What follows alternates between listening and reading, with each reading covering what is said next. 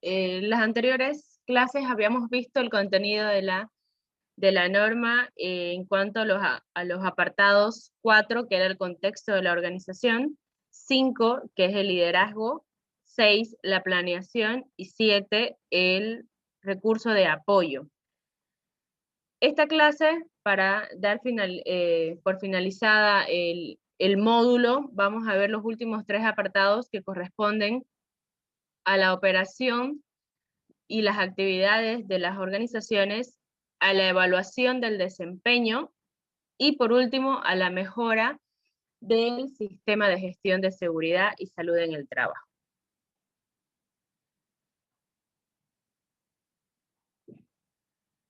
Como parte de operación, la norma nos pide que controlemos nuestros procesos, los procesos necesarios para cumplir los requisitos del sistema de gestión de seguridad y además que implementemos acciones para determinar la planificación de estos procesos.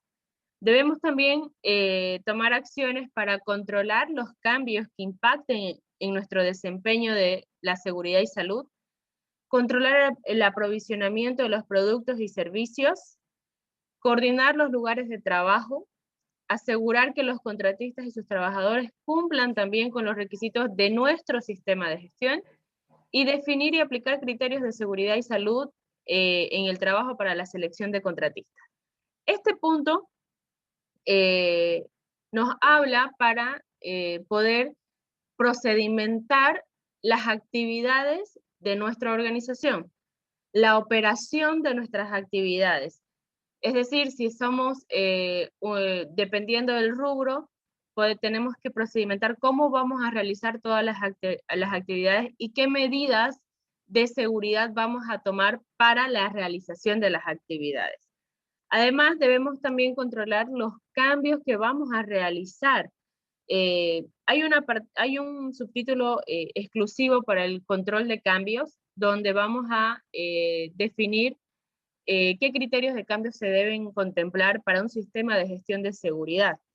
También nos habla sobre los controles que debemos tener cuando vamos a realizar compras y cuando vamos a contemplar algún contratista o alguna empresa terciaria para la realización de las operaciones dentro o fuera de la organización. Entonces, en este apartado, en este subtítulo, la norma es muy clara y nos pide que tanto nuestras actividades internas como externas, ya sea por contratistas, deben ser controladas, deben ser procedimentadas y deben ser verificadas para el cumplimiento de los requisitos de nuestro sistema. ¿Por qué de nuestro sistema? Si bien dependiendo del rubro, por ejemplo en el rubro petrolero o en el rubro minero tal vez, cuando nosotros como empresa vamos y realizamos un trabajo fuera de nuestras instalaciones o estamos bajo un contrato y hemos adjudicado un proyecto, algunas de las empresas ya cuentan con un sistema de gestión y nos piden a nosotros que cumplamos los requisitos que han establecido ellos para el desarrollo de su sistema.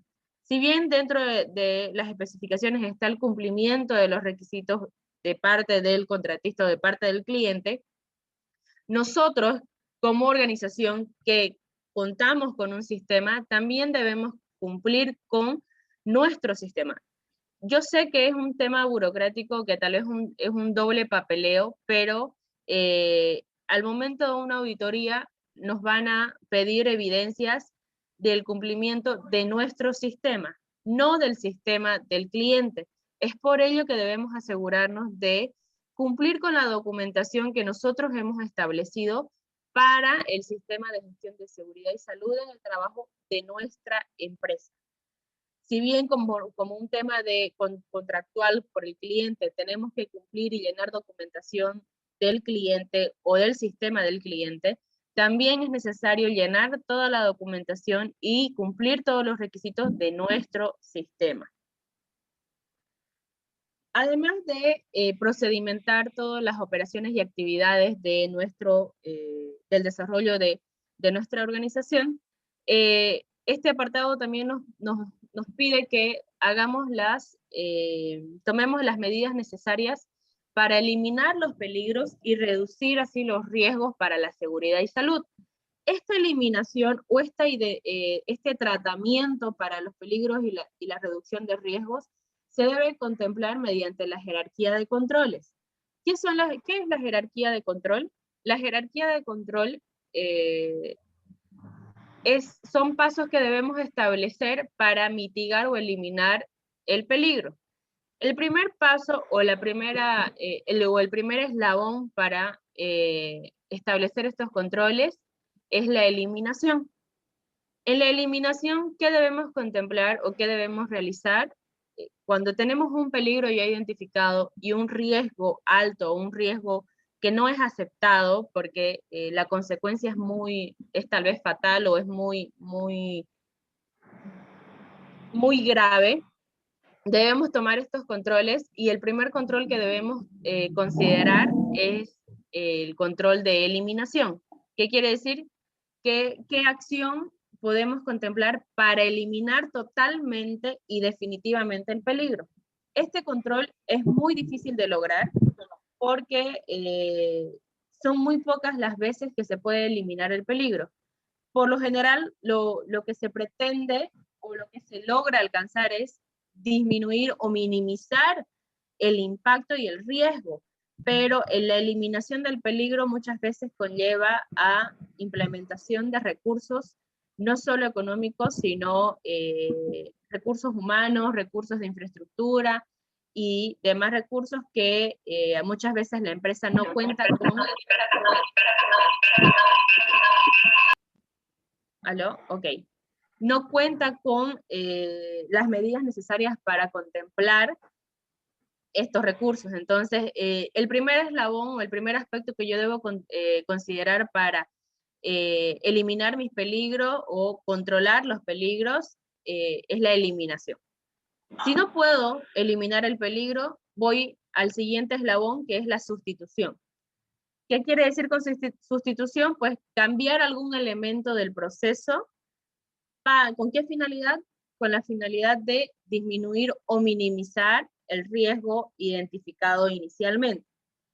Entonces, si no puedo hacer una sustitución de algún elemento, de alguna máquina, de algún proceso para disminuir el riesgo, paso al siguiente eslabón, que es la ingeniería o reingeniería.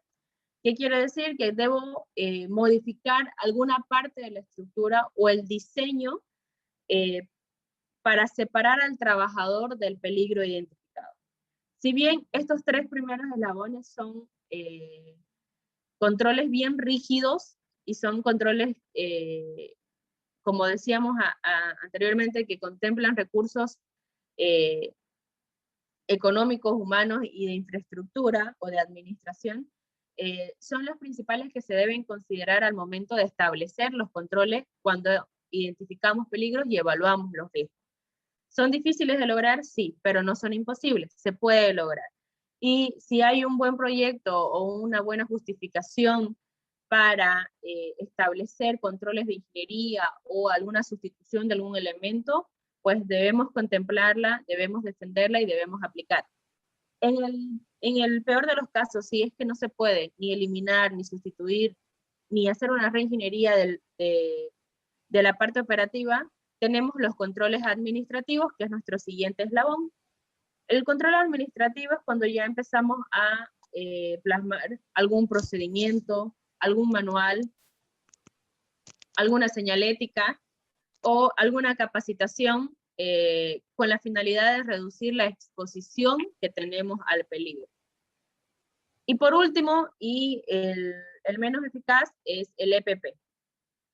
Estos dos eslabones o estos dos controles son los controles más blandos, por así decir, o los menos rígidos, y el EPP es la última barrera que yo debo considerar como encargado de seguridad para reducir el daño, reducir el peligro y minimizar el riesgo.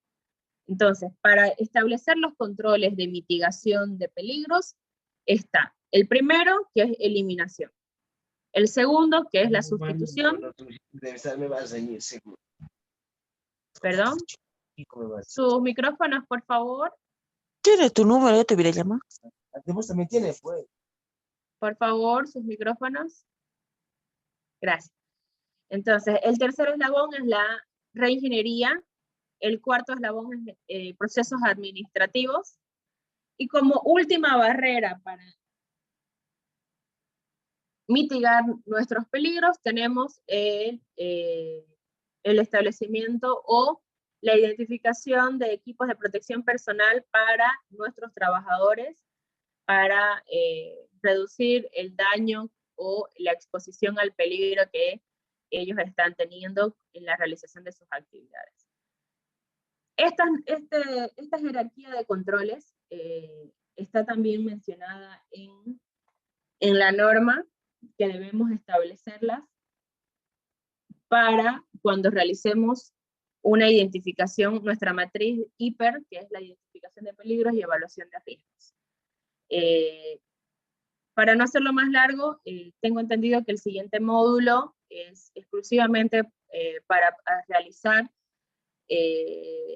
la matriz HIPER, dar la metodología y donde ustedes van a poder hacer la parte práctica de este establecimiento de controles y donde van a poder identificar peligros y evaluar los riesgos de las diferentes actividades que puedan tener en sus fuentes de trabajo. Eso en cuanto al establecimiento de controles. La gestión del cambio. Con la gestión del cambio, la organización debe planificar y controlar los cambios temporales y permanentes que afecten al sistema. Antes de mencionar lo que nos indica la norma que debemos realizar, como sugerencia yo les digo que cuando ustedes establezcan su procedimiento de gestión o tratamiento del cambio, ustedes implementen criterios o una identificación de tipos de cambio que van a realizar para el sistema de gestión. ¿Qué quiero decir con tipos de cambio o criterios de cambio? Hay diferentes tipos de cambio que se pueden dar en un sistema de gestión. Los cambios de formato o cambios de contenido de un procedimiento que se pueden contemplar en un resumen de versiones o un resumen del cambio, como ustedes ven aquí en pantalla, donde yo voy a identificar el código, la fecha de emisión, el motivo de la revisión y la descripción. Entonces, en este resumen de versiones o resumen de cambio, se da cuando yo realizo cambios menores, es decir, cambios de formato, cambios de algún contenido, o inclusión de alguna norma de referencia, o tal vez algún cambio menor que esté contemplado dentro de la empresa. Ahora, hay cambios mayores, podemos llamarlo así, y lo podemos categorizar con, por ejemplo, la inclusión de una nueva área, la introducción de nuevas tecnologías para las operaciones de la empresa, la eliminación de un procedimiento, o ¿cómo llamarlo? Cuando se unifican más de dos áreas por alguna reorganización. Entonces, yo les aconsejo que cuando realicen su procedimiento de gestión del cambio, ustedes hagan una categorización y hagan una división de cuándo van a ser cambios mayores y cuándo van a ser cambios menores. Cuando ustedes plasmen cambios mayores, se contempla cambios mayores para reingeniería, para inclusión de nueva área, inclusión de nuevas tecnologías, etc. Yo voy a contemplar estas actividades. Tal vez voy a hacer algún análisis, voy a hacer una reunión con las partes involucradas, voy a tener un acta de reunión, voy a hacer un análisis de causa-efecto, o un análisis de un árbol del problema. Entonces voy a hacer un análisis mayor para verificar si el cambio que yo quiero plasmar qué incidencia va a tener en el sistema. ¿Va a ser negativo o va a ser positivo? ¿Va a ser bueno o va a ser malo? Pero ya estoy categorizando que para estos cambios mayores de ingeniería, de inclusión de tecnología o alguna otra categoría que la empresa quiera tener identificado como cambio mayor, pues voy a realizar estas actividades. Sin embargo, para cambios menores, como ser cambios de formato, cambios de contenido, cambios de referencias de normas o alguna legislación o alguna otra actividad que esté contemplada como cambio menor, se va a contemplar o se va a identificar en un resumen de versiones o en un resumen de cambios donde yo voy a colocar la versión que corresponde de acuerdo al cambio, la fecha que estoy realizando el cambio, el motivo de la revisión y una descripción. Entonces, yo les aconsejo eso para poder tener contemplado todos los cambios que puedan afectar a su sistema de gestión. No lo puedo mantener como este resumen porque muchas veces hay cambios que se realizan y se contempla o el alcance del cambio es bastante grande y no puedo detallarlo de manera resumida en esta tabla que ustedes ven en pantalla. Entonces, es mejor categorizar y para cada categoría describir qué actividades vamos a realizar para contemplar el cambio y hacer el seguimiento al cambio.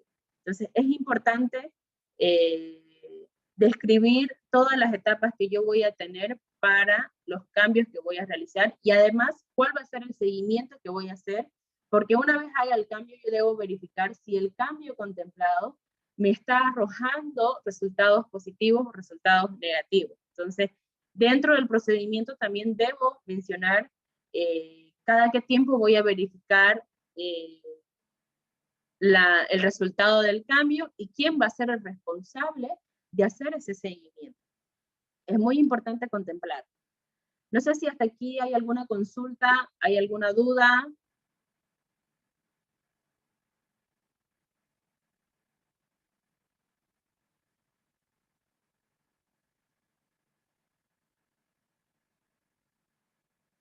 ¿No? Ok. Voy a continuar.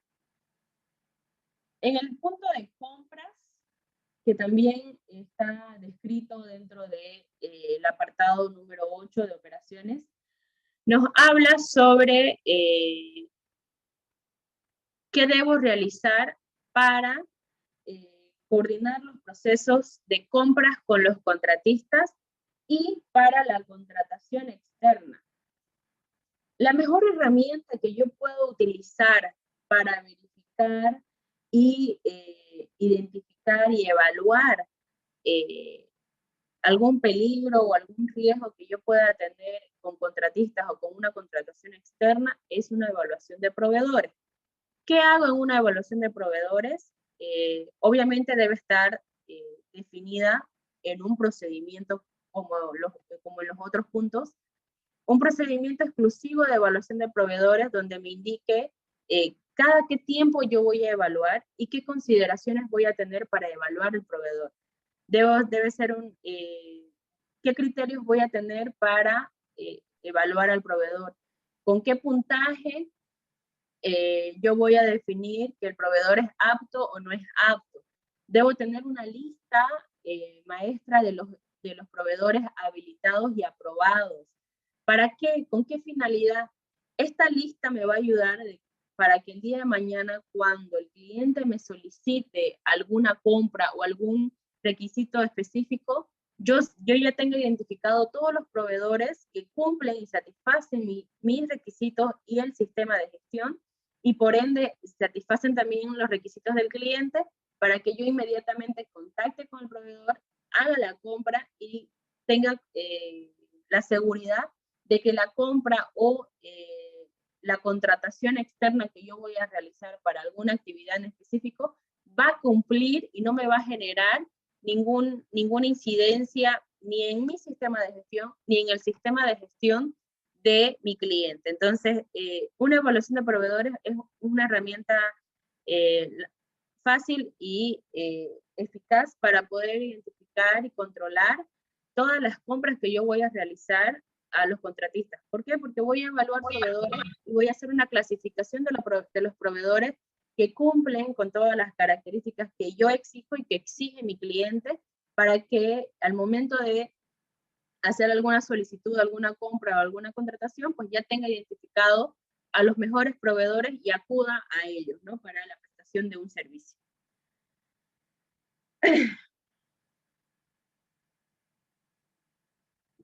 Luego tenemos el punto de preparación y respuesta ante emergencia.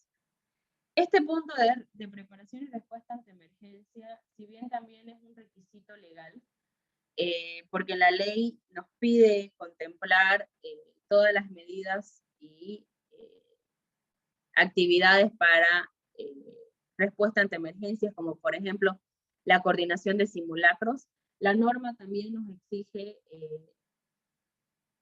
establecer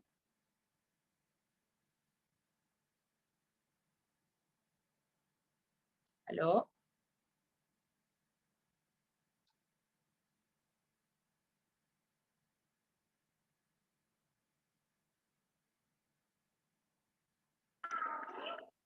Ingeniera Marcela, parece que alguien está rayando la pantalla, ¿no?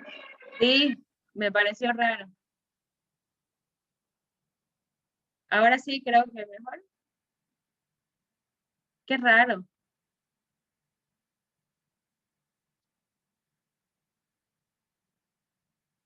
Bueno, continuando entonces, el punto de preparación y respuesta ante emergencias también es un requisito legal que debe estar, que se debe dar cumplimiento para cualquier organización, porque la ley de seguridad e higiene de Bolivia nos pide que de manera anual realicemos 2 simulacros mínimos para cualquier organización. Un simulacro contra incendios y un simulacro de evacuación. Entonces, en nuestro plan o en nuestro procedimiento o en nuestro manual de preparación y respuesta ante emergencia, debemos contemplar todas las actividades que van a realizarse dentro de la organización para alguna contingencia programada o no programada, para la realización de los simulacros, para la conformación de las brigadas. En este plan o en este manual de respuesta ante emergencias debemos contemplar cuántas brigadas va a tener la organización, qué tipos de brigadas va a tener, brigadas de incendio, brigadas de evacuación, etcétera, qué criterios o cuáles van a ser las competencias de los brigadistas, cuáles van a ser los mecanismos de comunicación cuando ocurra alguna contingencia, a quién debemos acudir. Debemos tener identificados también en este manual todas las líneas de comunicación de servicios adicionales, por ejemplo, bomberos, policía, emergencia, ambulancia, hospitales, y también el inmediato superior de cada área, tener también los números de teléfonos de cada jefe de área, y como digo, ¿no? Establecer las líneas de comunicación. ¿A quién debemos acudir primero? ¿A dónde tenemos que llamar? ¿Cuáles son las actividades que debemos realizar si pasa alguna contingencia? Para la coordinación de simulacros, ¿qué tipos de simulacros vamos a tener al año? De evacuación, de incendios, ¿van a ser programados o no van a ser programados? ¿Van a ser con qué tiempo lo vamos a realizar y qué es lo que vamos a medir, ¿no? Porque luego de un simulacro se verifican los resultados de cómo ha salido el simulacro, cómo ha reaccionado la gente ante ese simulacro. Lo ideal es tener un simulacro programado, avisado, que quiere decir de que informemos a la gente y a todos los trabajadores de la empresa de que tal fecha se va a realizar un simulacro para hacer la medición de cuánto tiempo nos demora llegar hasta el punto de encuentro, cuáles son las acciones o las medidas que toma la gente cuando escucha sonar la alarma, cómo reaccionan las brigadas, qué tan funcionales son las brigadas. Entonces, eso nos va a ayudar en un informe, obviamente, a plasmar todos los resultados buenos y malos del simulacro programado. Ahora, para complementación de ese simulacro, es importante también realizar un simulacro no programado. ¿Qué quiere decir? De que tal vez solo el encargado de calidad con la máxima autoridad de la empresa se coordine y que va a haber un simulacro, pero que no se va a avisar a los trabajadores, para así también medir de manera real cuál es la reacción de la gente ante la contingencia que se está suscitando y que nadie conoce, ¿no? Porque en realidad el resultado más real que podemos medir es cuando ocurre una contingencia o un simulacro que no es avisado, porque ahí es donde vamos a verificar si los brigadistas están cumpliendo su función, si la capacitación está dando buenos resultados, si el personal de la empresa sabe reaccionar ante una contingencia, si se ha suscitado accidentes por la evacuación, o si todos están cumpliendo las normas y los lineamientos del manual de preparación y respuesta ante emergencia. Entonces, como complemento a este manual, es importante también realizar el manual de primeros auxilios. El manual de primeros auxilios es un complemento, o se puede también tener dentro de el procedimiento o el manual de preparación y respuesta ante emergencia, pero yo no lo considero funcional porque sería un procedimiento o un manual demasiado extenso, demasiado grande. Entonces, en lo particular, yo lo que hago es dividirlo, ¿no? Uno para preparación y respuesta ante emergencia y otro exclusivo de primeros auxilios. ¿Qué describe un manual de primeros auxilios? Las actividades que debe realizar el personal médico o el personal de salud o los brigadistas cuando ocurre o una persona tiene un accidente que está afectando su salud, ¿no? ¿Qué medidas de NSP o si hay algún trabajador que estuvo expuesto a alguna quemadura o algún golpe? Entonces, ¿qué debes realizar? ¿Qué actividades deben realizar las personas encargadas para ayudar al trabajador que ha sufrido ese incidente? Entonces, son dos cosas que yo debo contemplar y debo realizar para dar cumplimiento a este punto de la norma, ¿no? La preparación y respuesta ante emergencias, donde yo planifico todos los simulacros y las actividades que se pueden dar o que van a ocurrir ante una contingencia, ante un accidente, y el manual o el procedimiento de primeros auxilios. En este apartado, ¿hay alguna consulta, alguna duda, algo que quieran preguntar o que quieran compartir tal vez con la clase? Ingeniera, ¿qué ley dijo que estaba asociada a la preparación de respuesta de emergencias? La ley 16998 es la única ley de seguridad en Bolivia que nos dice cómo debemos tener, por ejemplo, la señalización, las rutas de evacuación, los simulacros, cuántos simulacros al año, la dotación de EPP. Es la única ley que tenemos vigente en Bolivia en materia de seguridad e higiene laboral. 16998. Ingeniera, yo tengo una consulta. ¿Sí? En el caso de que estemos en un proyecto, por ejemplo, una construcción de un tiempo determinado, no más de un año, ¿es necesario hacer estos simulacros? Claro, porque es de cumplimiento legal. ¿Y cuántas veces se haría? Igual 2 veces. Tiene que hacerse una de incendios y una de evacuación. Ya, gracias, ingeniero. Y más si el proyecto en el que están tiene, o tal vez ya tienen un sistema o tienen previsto tener un sistema para ese proyecto en específico, con mayor razón todavía deben contemplar un manual de respuesta ante emergencia y realizar simulacros. Está bien, gracias, ingeniera. No, no hay por qué. ¿Alguna otra consulta?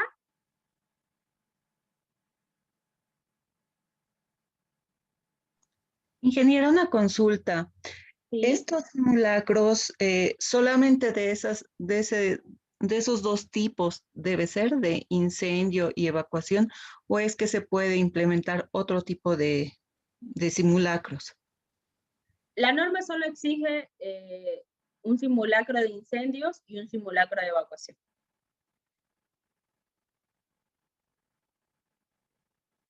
La norma, la ley boliviana solo nos exige eso. Pero no es limitativo, ¿no? No, es referencial. Uno puede tener más de un simulacro, puede contemplar no solo contingencias de incendios, sino otro tipo de contingencias de acuerdo a la actividad y el lugar donde se está realizando el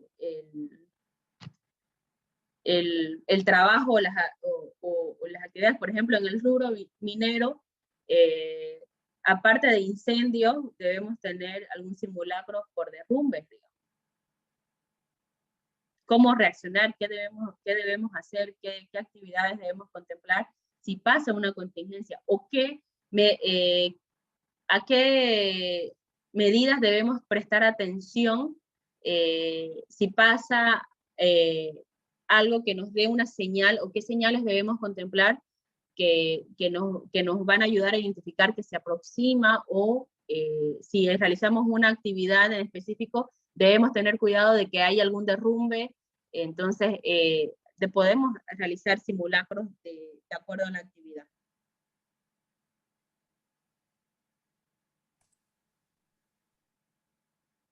Ingeniero, una consulta.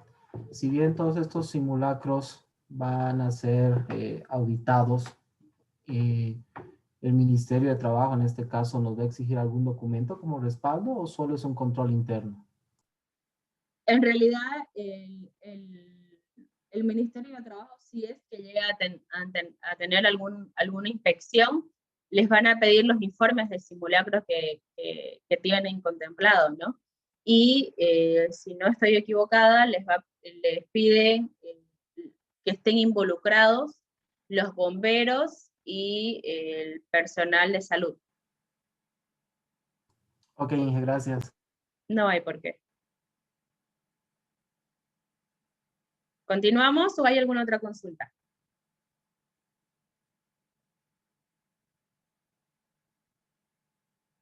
Continuamos. El siguiente apartado ya nos vamos a verificar las herramientas para evaluar el desempeño del sistema de gestión que estamos plasmando o que queremos realizar. Estas herramientas que debemos considerar están detalladas en estos 4 puntos que corresponden al apartado. El primer punto nos habla sobre el seguimiento, medición, análisis y evaluación del desempeño. El siguiente punto nos habla sobre la evaluación del cumplimiento. Luego hablamos de auditoría interna y de revisión por la dirección. Cuando tocamos el punto de seguimiento, medición, análisis y evaluación del desempeño, debemos tener en cuenta tanto en nuestros documentos como en la toma de decisiones, qué acciones vamos a realizar para lograr que se cumpla el procedimiento, o que se cumpla la legislación, o que se cumpla nuestros objetivos. Entonces la norma nos pide que establezcamos, implementemos y mantengamos procesos para hacer el seguimiento.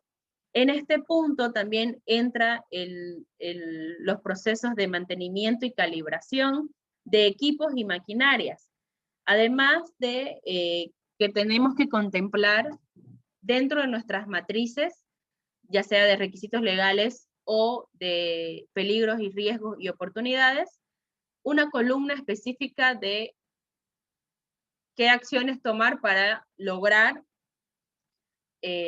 por ejemplo, objetivo, o para lograr el cumplimiento del requisito legal. ¿Qué acción tomar para disminuir nuestros peligros? Les voy a mostrar en un formato de objetivos, que si no estoy equivocada, creo que ya lo tienen, que era una de las actividades de la semana pasada.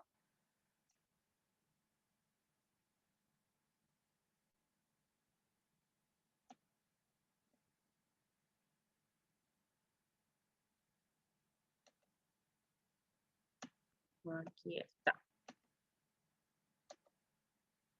Ok. Si bien dentro de la matriz que tenemos para identificar y plasmar nuestros objetivos, una de las columnas que debemos contemplar es la acción para lograr estos objetivos. Esta columna de acciones nos va a dar como resultado el seguimiento, la medición y el análisis para el logro de ese objetivo. Lo mismo va a pasar con la matriz hiper. Debemos contemplar una columna que nos diga qué acciones existen o hay actualmente para ese peligro y qué acciones vamos a proponer para minimizar ese riesgo. Entonces son columnas que en nuestra matriz, tanto de objetivos, en la hiper o en la de requisitos legales, nos van a ayudar para hacer el seguimiento del cumplimiento de estos parámetros o el desempeño de nuestro sistema. Entonces, con esta columna yo voy a identificar qué acción, y el día de mañana pues voy a ir directamente a ver si cumplí esa acción o no cumplí. Entonces, ese resultado me va a arrojar indicadores para ver el cumplimiento y ver si el desempeño del sistema está siendo bueno y está dando los resultados previstos. Eso es lo que quiere decir en este apartado.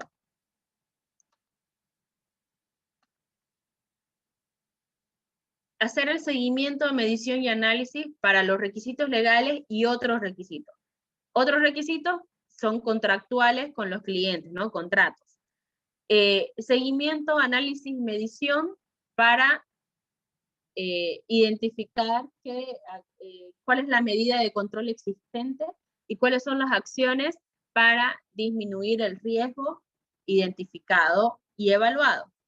¿Qué acción voy a realizar para lograr mis objetivos?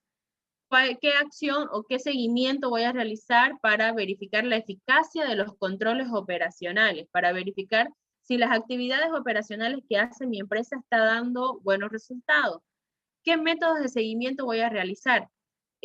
Cronogramas de capacitación, cronograma de calibración de equipos, y ahí también va definido los criterios de seguimiento y medición.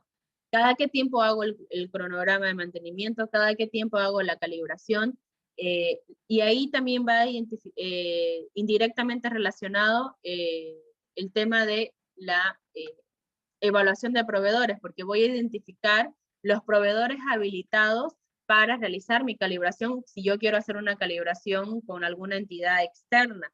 O tal vez tengo la potestad y los equipos necesarios para hacer calibraciones de manera interna con el propio personal. Entonces, ahí voy a verificar qué criterios voy a realizar para hacer el seguimiento y medición de mi maquinaria, de mis equipos, y cuándo voy a analizar y evaluar y comunicar estos resultados, porque la norma me pide que aparte de hacer el seguimiento, comunique a todas las personas involucradas del área y los trabajadores que el seguimiento de la medición, el cronograma de mantenimiento, las calibraciones y las acciones para lograr ya sea objetivos o hacer el cumplimiento legal o las acciones para disminuir los riesgos y peligros están dando buenos resultados, o tal vez debemos emplear acciones más rigurosas para mejorar los resultados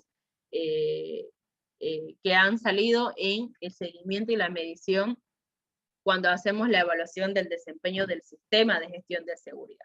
Entonces son medidas que debemos contemplar en estos procesos puntuales, que son los requisitos legales, identificación de peligros, logro de objetivos y controles operacionales. Como decía, este seguimiento debemos tener evidencia de los resultados, es decir, si vamos a hacer la calibración de equipos, debemos tener el certificado de calibración. Si vamos a verificar las acciones para lograr los objetivos, pues debemos tener en evidencia palpable que de verdad se logró el objetivo. si vamos a hacer algún otro seguimiento, debemos tener un resultado y una evidencia que podamos mostrar, ya sea a un auditor o a cualquier trabajador de la empresa o área, para verificar el resultado y que ese resultado sea el correcto y sea el esperado, ¿no? Y también nos pide que toda información debe estar debidamente documentada, almacenada y archivada. Tenemos también el punto de evaluación del cumplimiento. El punto de evaluación del cumplimiento se ve reflejado directamente a los requisitos legales y otros requisitos. Cuando hablamos de otros requisitos, hablamos de otros requisitos que nos pueda solicitar el cliente. Sean contratos, sean adendas, sean especificaciones escritas y previamente coordinadas, obviamente, pero todas deben estar identificadas, establecidas y debemos hacer el seguimiento, ¿no? La organización debe determinar la frecuencia y métodos para evaluar los cumplimientos de requisitos legales. ¿Quién va a evaluar el requisito legal? El área legal, un técnico terciario, un consultor, qué método va a ser para la evaluación, cada qué tiempo, cómo va a evaluar su cumplimiento, qué acciones va a tomar o qué acciones va a describir para que cumplamos ese requisito exclusivo legal o del cliente, y cómo vamos a conservar esa información. Va a estar disponible para toda la organización, va a estar disponible solamente para el trabajador o el área que solicite o que esté involucrada dentro de sus actividades, los requisitos legales u otros requisitos. Entonces, debemos contemplar cómo vamos a dar cumplimiento, Sí. cómo vamos a dar cumplimiento a tema legal y temas de requisitos específicos por parte del cliente.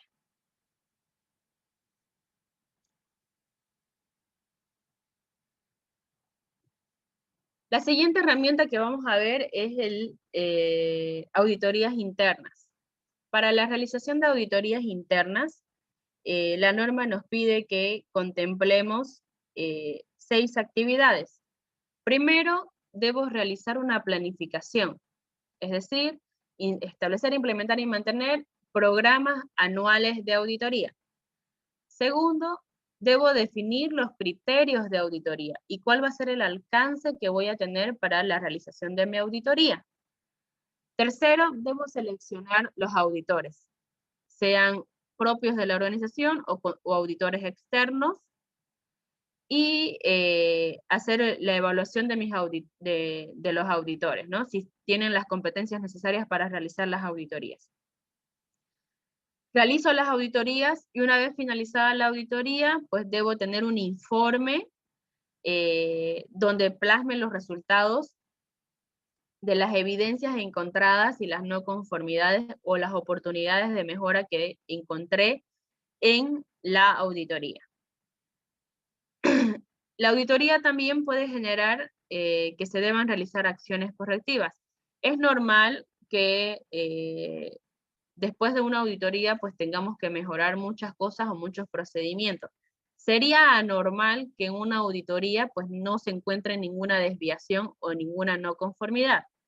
Eso es anormal. ¿Por qué anormal? Porque siempre hay algo que mejorar y los procesos siempre se nos puede escapar algo, algún control, alguna especificación. Entonces es normal que tengamos alguna desviación, alguna auditoría, alguna no conformidad para mejorar el desempeño de nuestro sistema.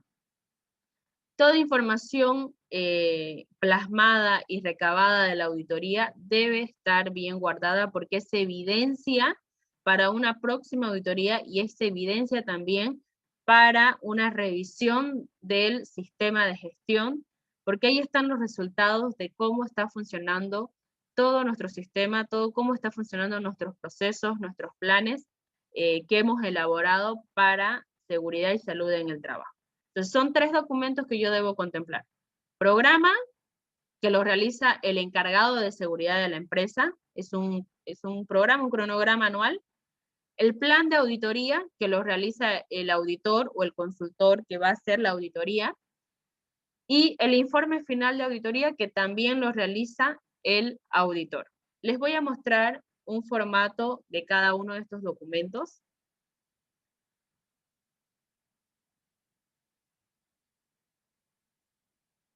Para que tengamos una idea de qué es lo que debemos plasmar en los documentos.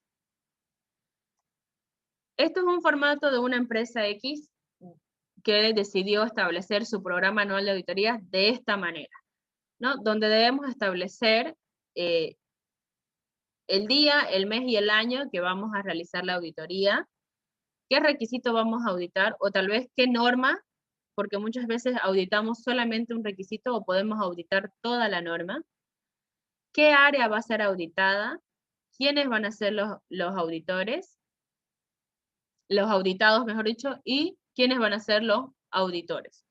Lo puedo realizar de esta manera, como también lo puedo realizar como un diagrama Gantt, donde tenga todos los meses del año y ahí tenga definido tal vez por una marca o por un color, qué mes del año voy a realizar. Y no ser tan específica con día, mes y año, tal vez solamente mes y año, digamos, ¿no? Porque no nos olvidemos que este programa se realiza de manera anual. Ojo, este programa también puede ser modificado dependiendo de la coyuntura interna o externa que tenga la empresa. Si bien tal vez los programas anuales se realizan siempre en el primer trimestre o en los primeros meses de cada año, muchas veces a mitad de año surgen cambios y se necesita modificar los programas anuales, entonces sí se puede modificar dependiendo de qué es lo que está pasando o aconteciendo dentro o fuera de la empresa. Entonces, una vez identifique, ya sea día, mes y año, o solo mes y año, los requisitos o la norma y el área que voy a auditar, pues ahí empiezo a hacer la aprobación de este programa, ¿no? Esta empresa tenía un comité de gestión de calidad. Hay empresas que solamente tienen un encargado, entonces se maneja el mismo formato de aprobación de procedimiento. Quien firma la persona que elaboró el programa, firma la persona que revisa el programa, que es el jefe superior, inmediato superior, y la aprobación del programa, que siempre es la máxima autoridad de la empresa. Entonces, podemos tener ese formato de aprobación, o tal vez solamente elabora y la máxima autoridad, o como en este caso, tal vez alguna empresa tenga un comité de gestión de la calidad, donde todos los que conforman el comité deben firmar en conformidad de este programa de auditoría. Pero esto es lo mínimo que debo contemplar, ¿no? La fecha, la norma o el requisito que voy a auditar, el área que voy a auditar, quiénes van a ser los auditados. A veces no se colocan el nombre específico, a veces se coloca solo el cargo, porque muchas veces hay rotación de personal o el personal tal vez ya no está para la fecha que hemos planificado en la auditoría, y quiénes van a ser los auditores, ¿no? Sea una empresa, un consultor externo o de la misma organización. Eso en cuanto al programa. En el plan de auditoría,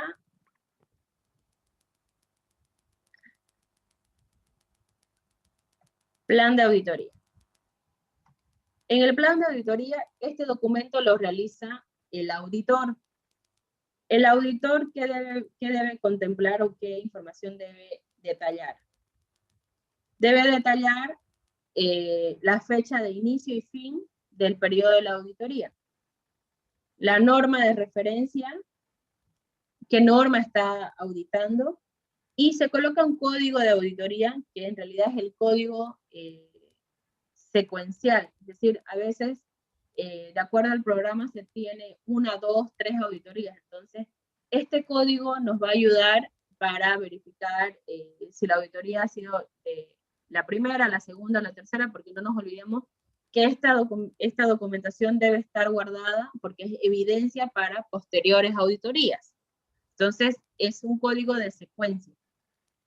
Debemos detallar o el auditor debe detallar quiénes conformaron el equipo, quién es el auditor líder, quién es el equipo auditor, el experto legal, si es necesario o tal vez Ingeniera no. Marcela, ¿Sí? estamos teniendo problemas otra vez con el audio, igual que la anterior clase. Ya. Se pierden ratos. Deme un momento, entonces me voy a poner audífonos.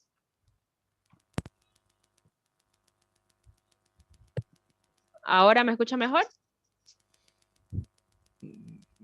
Hable, siga y vamos a ver si mejoró. Ok, perfecto. Entonces les decía que el auditor debe detallar quiénes conformaron el equipo de auditoría que realizó, quién es el auditor líder, el equipo auditor, quiénes fueron las áreas auditadas, y aquí empiezo a detallar de manera específica el horario, el día, el lugar y el requisito específico de la norma. Es decir, si estoy auditando la ISO 45001, pues debo colocar de 8 a 9 AM, voy a auditar el punto 4, que es el contexto de la organización. Auditor, Marcela Camacho. Área auditada,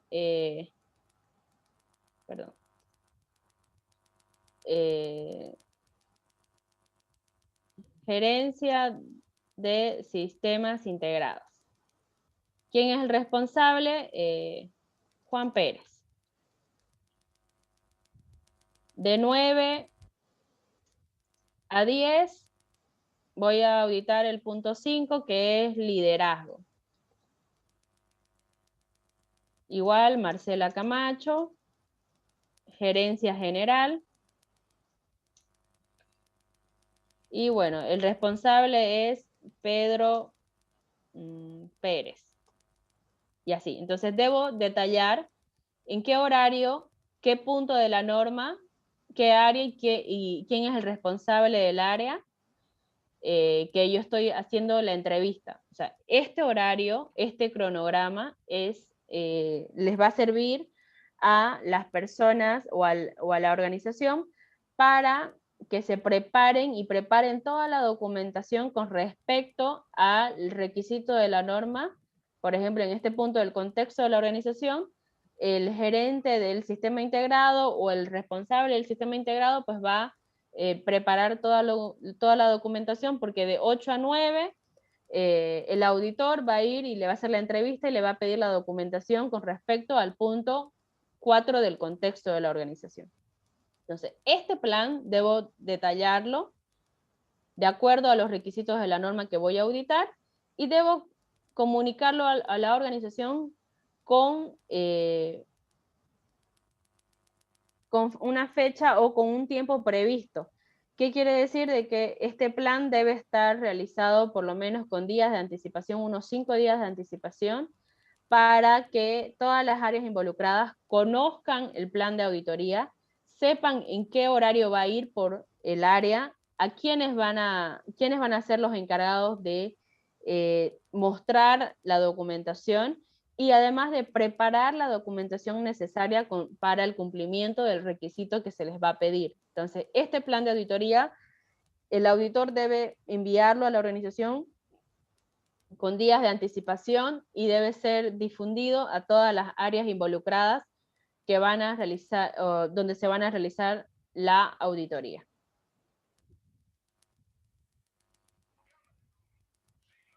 ¿Ya mejoró el audio?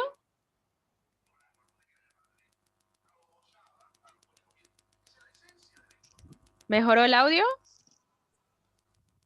Sí, para mí sí. Sí, ingeniera. Perfecto.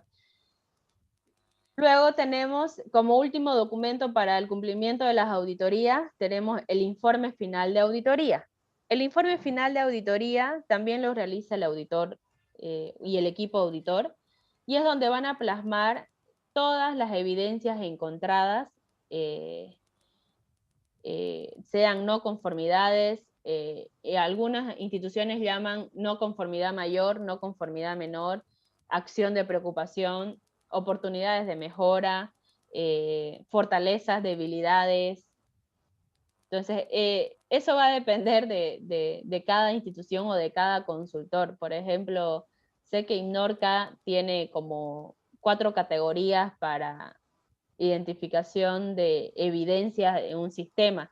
Entonces, y el informe final lo hace de manera literaria, todo letra.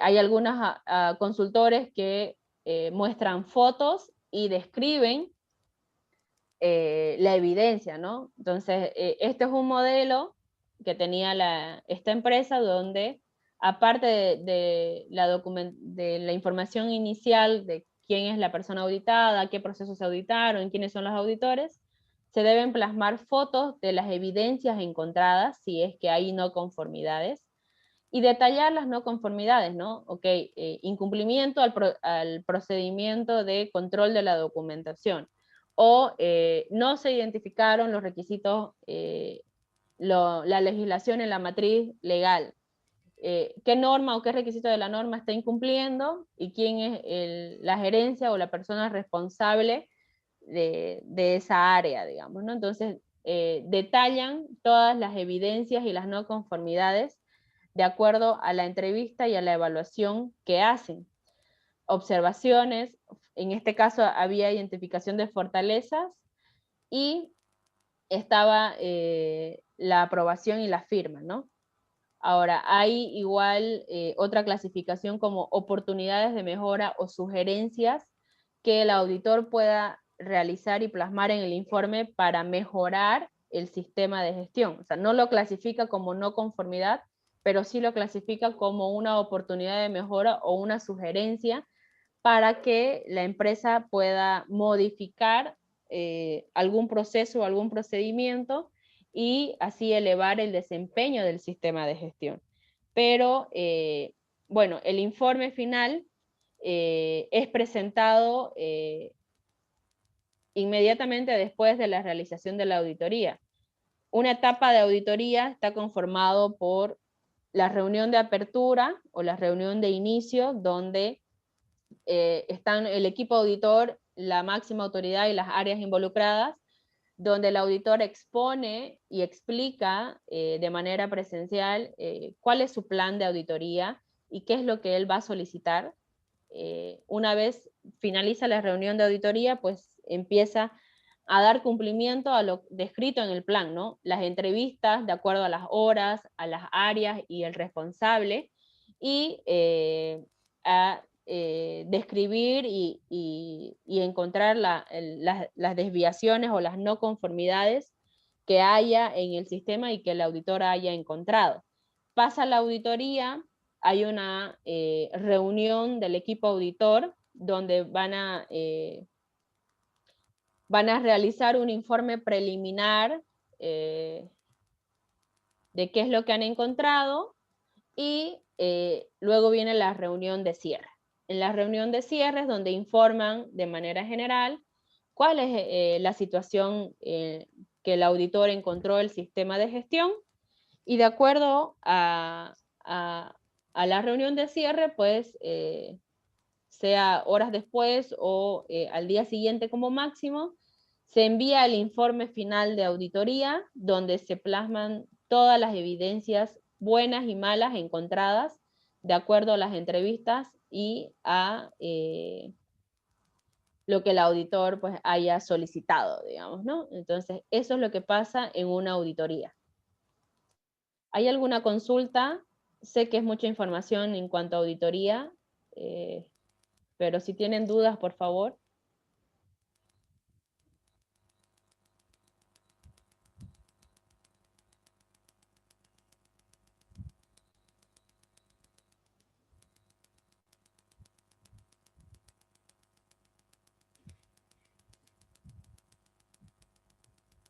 ¿Quedó claro?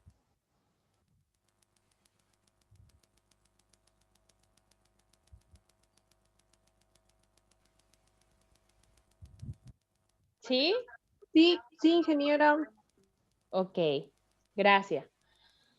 Bueno, entonces la última herramienta para verificar el desempeño del sistema de gestión y de la organización es la revisión por la dirección. ¿Quiénes son los involucrados de hacer esta revisión? Como dice el nombre, las máximas autoridades, la alta dirección con los encargados de área y el encargado del sistema de gestión de seguridad. Esas son las personas que deben reunirse por lo menos una vez al año. Se debe realizar esta revisión. Ahora, cada empresa es libre de decidir si lo hace más de una vez, pero para dar cumplimiento es necesario que se haga una vez al año. ¿Qué debo verificar? La norma es específica y me indica en el apartado 9.3 las entradas y las salidas que yo debo contemplar en una revisión por la dirección. Debo verificar los cambios que he realizado en el sistema de gestión. Debo verificar la matriz hiper o la gestión del riesgo y oportunidad.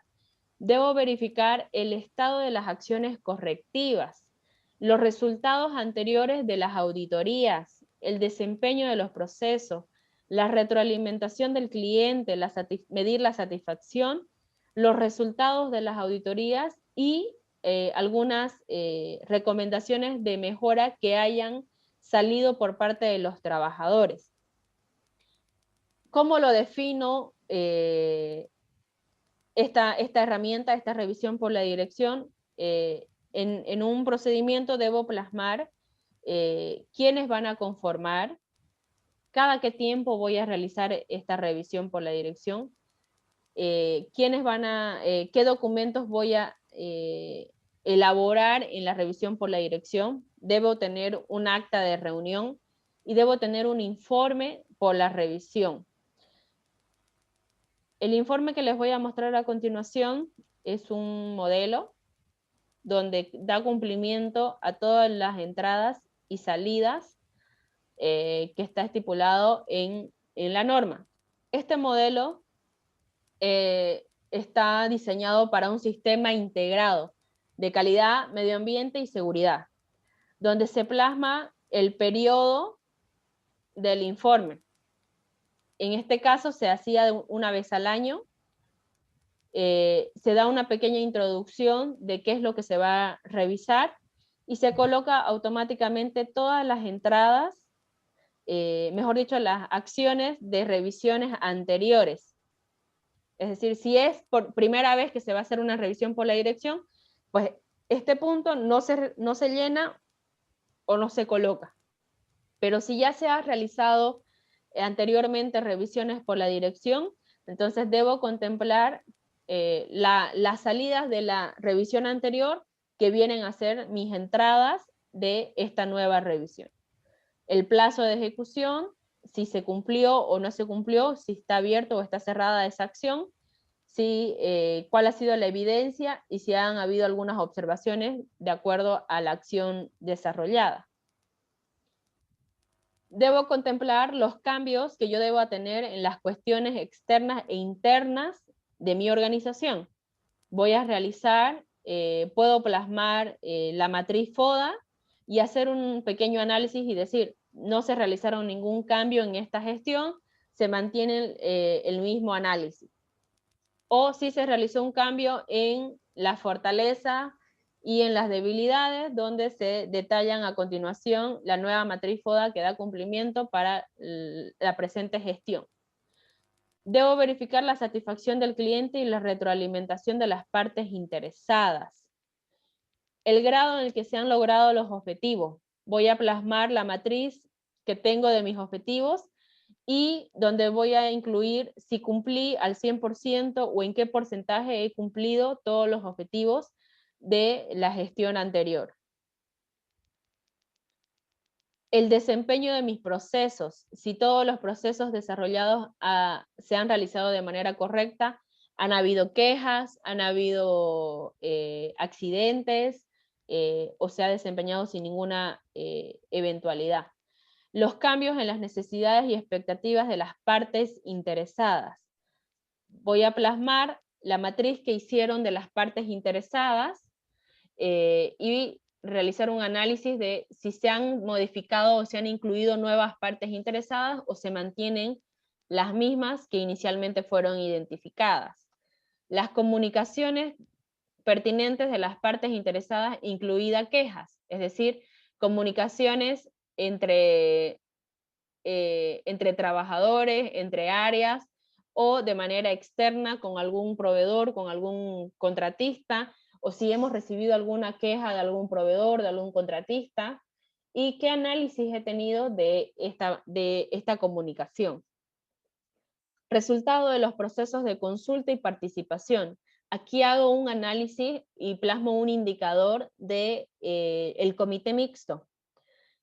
Si se ha cumplido todas las acciones que se plasmaron en las reuniones del comité mixto, si se realizaron todas las reuniones, si se presentaron todos los informes, todos los resultados que se realicen en la consulta y participación a través del comité mixto o a través de algún procedimiento que se tenga para la consulta y participación de los trabajadores, que muchas empresas tienen un procedimiento aparte donde se detalla cuándo y cómo se realizan las consultas y participación de los trabajadores. Entonces debo mostrar indicadores de ese proceso. El desempeño de los proveedores, aquí muestro la evaluación, la última evaluación que realicé a mis proveedores, y de acuerdo al análisis identifico si la lista de proveedores habilitados ha sido reducida o se ha ampliado. El desempeño de la empresa, muestro indicadores en materia de seguridad, los accidentes, horas de accidentes hombre. En este caso teníamos indicadores de medio ambiente, indicadores de residuos y de aspectos ambientales, y indicadores de calidad que teníamos el tema de la satisfacción del cliente. La adecuación de los recursos, si tengo los recursos necesarios para dar cumplimiento al sistema de gestión. El cumplimiento de mis requisitos legales, si estoy cumpliendo o se ha realizado algún cambio o alguna inclusión de alguna nueva ley, de alguna nueva normativa, de algún nuevo decreto. Resultados de seguimiento y medición, qué resultados he tenido de la calibración, del mantenimiento de mi maquinaria, cambios que he tenido en los riesgos, en la matriz de riesgos y oportunidades, si se han contemplado nuevos riesgos, si las acciones propuestas dieron buenos resultados, cómo ha sido el seguimiento de las acciones. En este caso teníamos cambios en aspectos ambientales, porque es un sistema integrado. Además también plasmábamos las no conformidades que se tenía de las auditorías anteriores, no conformidades y acciones correctivas para verificar si se cumplió o no se cumplió, si la no conformidad ya está cerrada o sigue abierta, y los resultados de las auditorías, ¿no? Los resultados y las conclusiones de la auditoría se copiaban de acuerdo al informe final de auditoría que se tuvo, y se hacía un análisis para verificar si se cumplió a cabalidad con lo que estipulaba el informe, o se necesitaba tomar alguna acción nueva para cumplir y cerrar las acciones que nos habíamos plasmado para las no conformidades identificadas. También se debe identificar los resultados de las investigaciones de incidentes, si hemos tenido incidentes dentro del periodo de la revisión, y qué acciones se tomaron para esos incidentes, ¿no? Y por último tenemos las oportunidades de mejora, ¿no? Estas oportunidades de mejora van a salir de acuerdo a los ítems de salida del sistema que tenemos en revisión, sea integrado o sea exclusivo de alguna norma. Y como punto final, tenemos una evaluación general que lo plasma el gerente general de todos los resultados del sistema que se está revisando, ¿no? Este punto lo incluimos para una revisión final que da el gerente general en esta empresa, donde él plasma todas las medidas y el punto de vista que él tiene en cuanto al sistema, de la empresa. Este es un formato completo donde se contempla todas las entradas que están descritas en la norma, y como les digo, tiene un enfoque integrado de calidad, seguridad y medio ambiente. O sea que si se van a la norma de calidad, pues vamos a dar cumplimiento con esta revisión. Si nos vamos a seguridad también, y si nos vamos a medio ambiente, también contemplamos todos los aspectos o los ítems de entrada para una revisión por la dirección eficiente.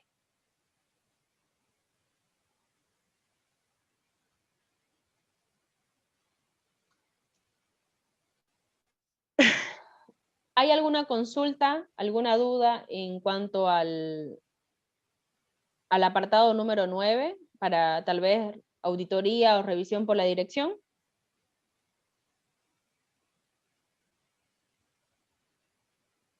¿O quedó todo claro?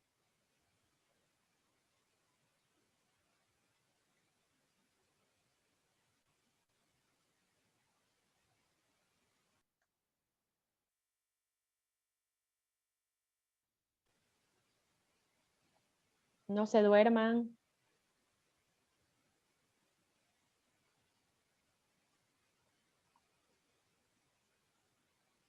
No hay dudas, ingeniera. Gracias por su participación. Bueno, entonces continuando con el último punto de la norma, habla sobre mejora continua. La mejora continua y sobre la investigación de incidentes, sobre el tratamiento de no conformidades y sobre la toma de acciones correctivas. Para la investigación de incidentes es necesario, y la norma nos pide, que establezcamos procesos para analizar la causa raíz del problema. ¿Con qué finalidad? De que no vuelva a ocurrir.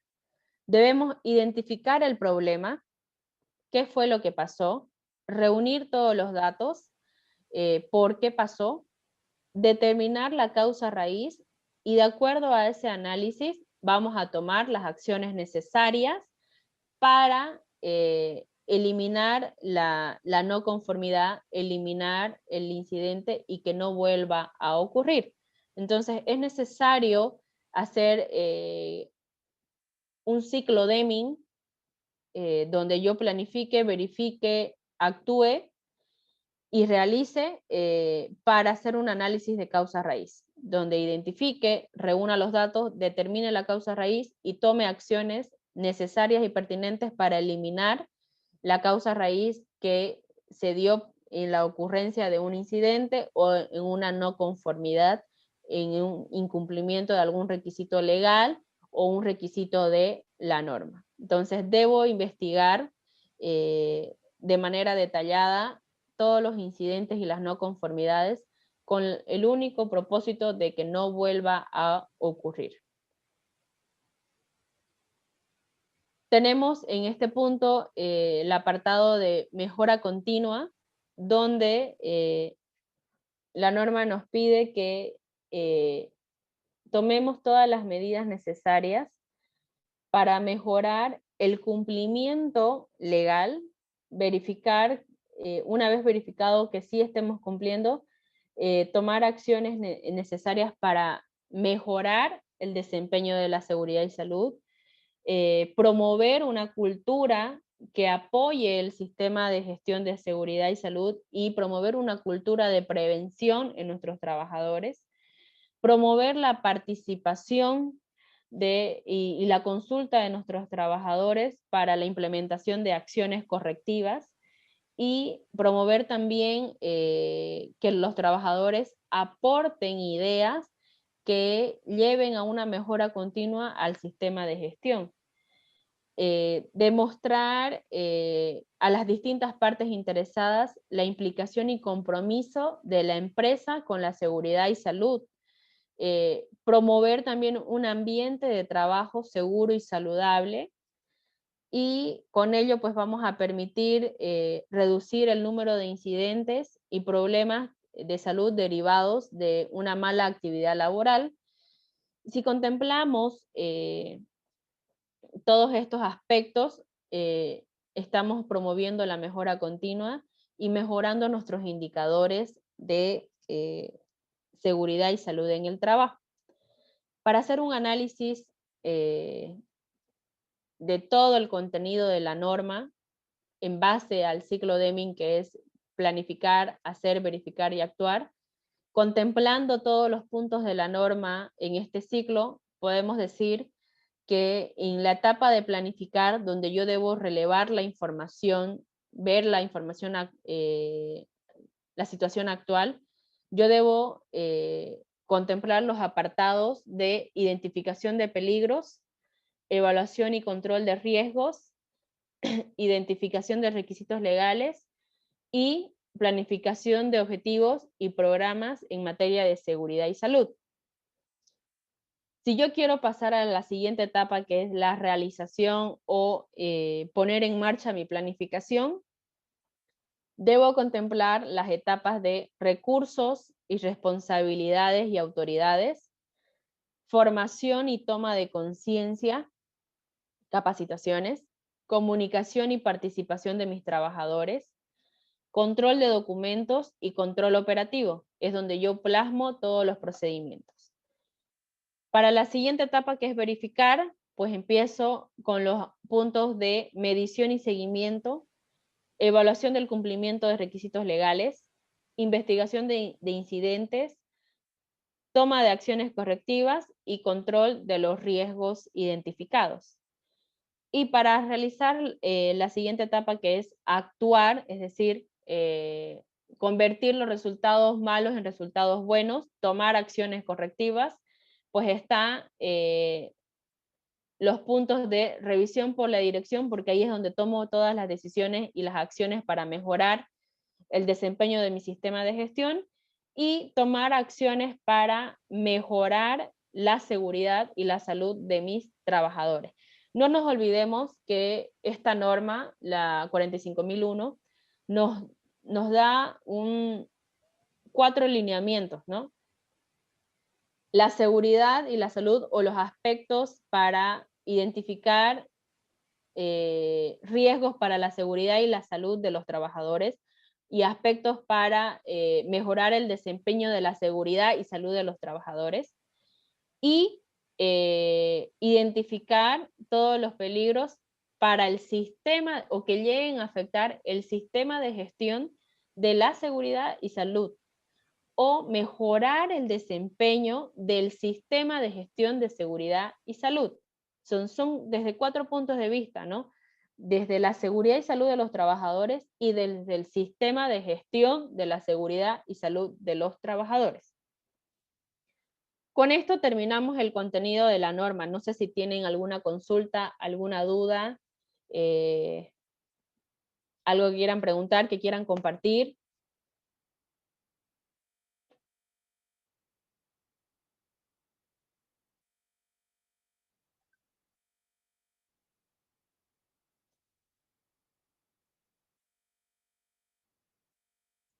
Estuvieron muy calladitos el día de hoy.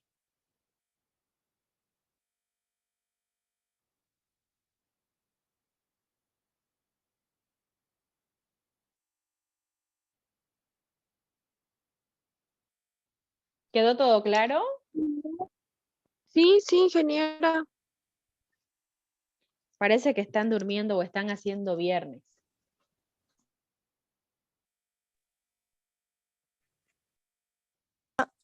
Las tablitas que nos ha mostrado, ¿eso nos puede pasar? Claro, claro que sí, se los voy a compartir, no se preocupen. Muchas de los formatos ya se los compartí, por ejemplo, el de partes interesadas, el de objetivos.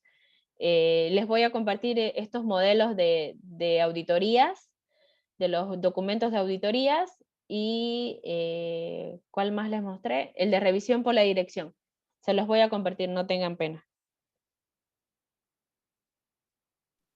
Está bien, gracias, Inge. No hay por qué. ¿Hay alguna otra consulta, algo que quieran compartir con la clase?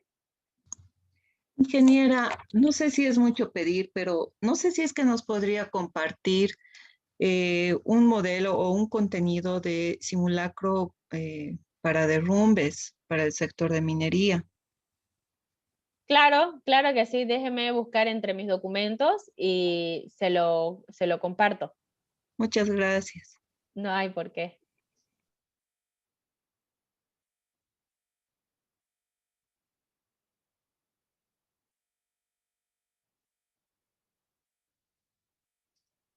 ¿No hay más consultas?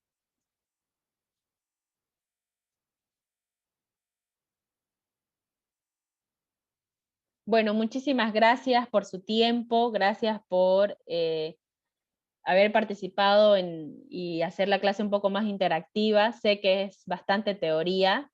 Espero haberles ayudado y haberles despejado todas sus dudas y que hayan sacado provecho de este módulo. Gracias por su tiempo, por su participación. Fue un gusto conocerlos. Espero los pueda volver a ver en próximos módulos y bueno, gracias de verdad.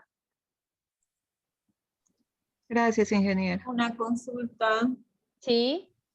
El trabajo práctico de sobre qué va a ser.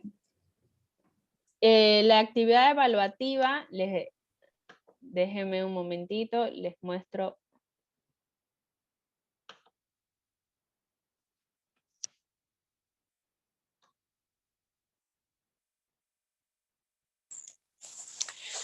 Inge, ¿será que nos puede tal vez explicar un poquito más sobre la actividad de este tema 3? Creo que las anteriores actividades, no sé si los demás, pero sí, he ido chocando con algunos puntos, por favor. Claro, la actividad evaluativa de esta semana va a ser desarrollar un programa y un plan de auditoría. Entonces les voy a pasar el formato del programa y el plan de auditoría donde ustedes van a realizar de manera hipotética, describir en qué fechas van a hacer las auditorías, qué normas o qué requisitos de la ISO 45001 van a auditar, y van a hacer su cronograma, ¿no? De horarios, requisitos y áreas que van a auditar. Y otra cosita, Inge, ¿será posible que este video, la grabación, se puede pasar ya mañana, así para ir adelantando? Porque no se está pasando, bueno, se pasa unos días después, ¿no? Y sería bueno si pueden pasarlo ya mañana. Por favor, gracias. Claro, yo no tengo control sobre las clases grabadas. Creo que es la licenciada Mauren la que es la encargada de compartir la grabación. Ahorita podríamos solicitarle a ella de que por favor, si puede ser posible, que lo comparta mañana mismo. Licenciada Mauren, ¿se encuentra?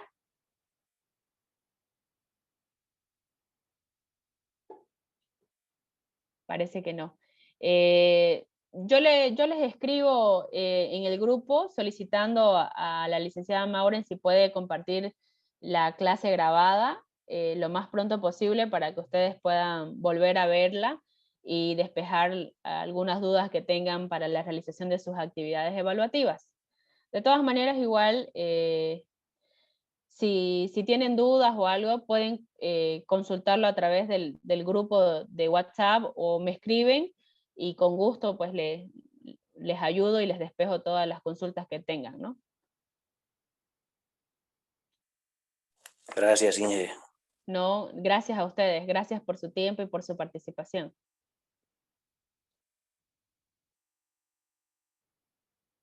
Sí, la actividad 3, yo les voy a pasar los formatos y ustedes van a llenar esos formatos, que es el programa de auditoría y el plan de auditoría.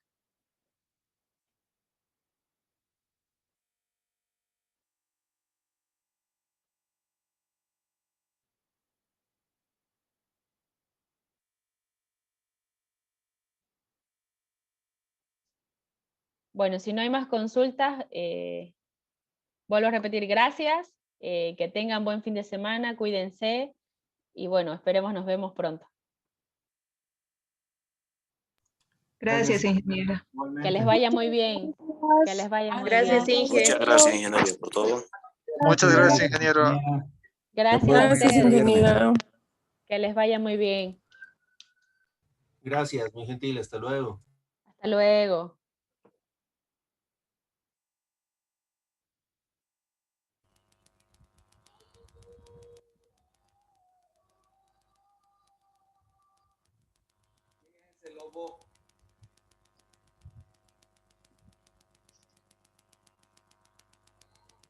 Hasta luego.